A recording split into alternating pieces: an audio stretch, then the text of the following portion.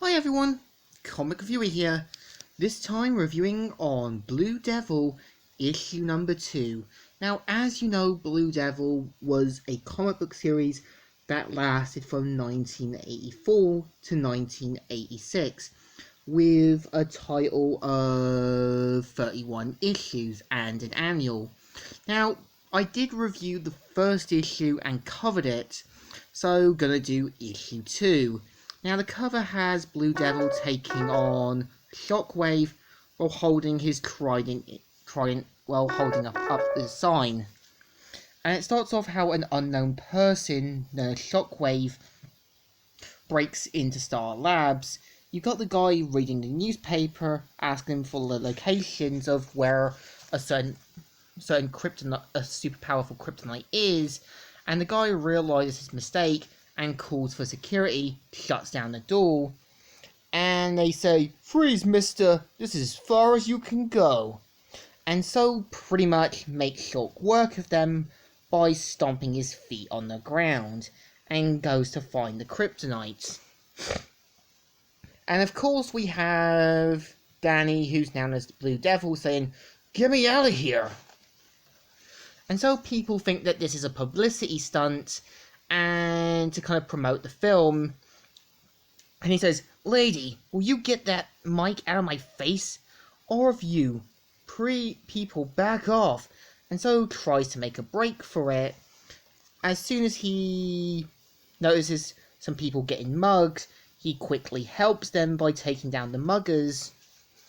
And then afterwards heads to an arcade and looks at the demon on the screen that even remembers the devil that sort of fused him, and pretty much the guy who owns the arcade says to quickly leave as he's creeping out the customers. So he heads to a bar where his friend gets him a beer and that, and tells him his story.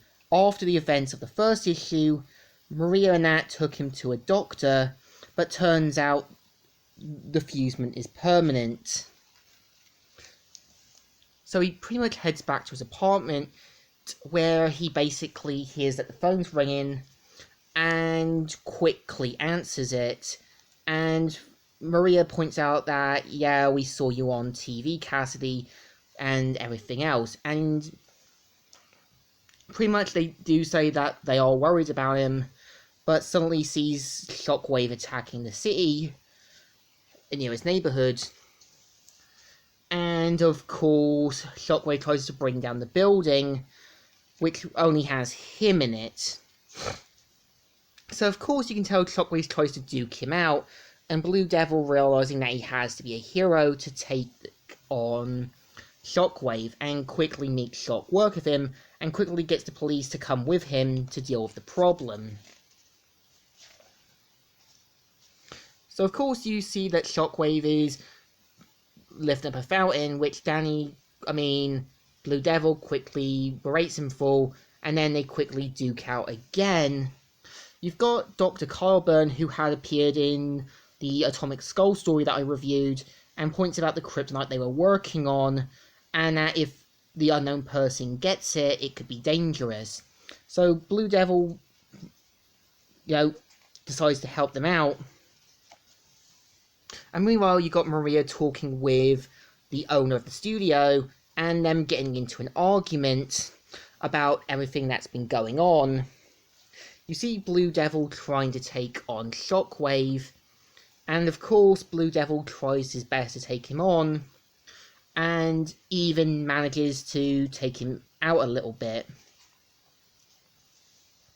and even blinds him. And of course the people see that there's a flying saucer, and if you see the M's, then yeah, these people work for someone that we know.